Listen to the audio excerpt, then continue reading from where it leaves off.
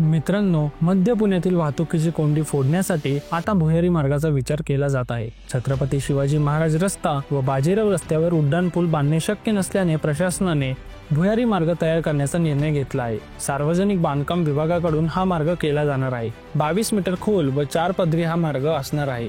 सार्वजनिक बांधकाम विभाग यासाठी मेट्रोचा सल्ला घेणार आहे। 6 महिन्यात याचा सविस्तर प्रकल्प अहवाल तयार केला जाणार आहे। हा मार्ग झाल्यास मध्य भागातील मोठी कोंडी फुटणार आहे। छत्रपती शिवाजी महाराज रस्ता व बाजीराव रस्त्यावरून रोज सुमारे 20,000 वाहनांची ये-जा होते।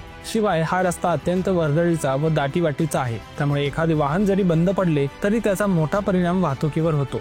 शिवाय या रस्त्यावर उड्डाणपूल बांधणे देखील शक्य नसल्याने भूमिगत रस्त्याचा पर्यायावर विचार सुरू झाला आहे। लवकरच काम सुरू होणार असल्याचे बांधकाम विभागाच्या अधिकाऱ्यांनी सांगितले आहे।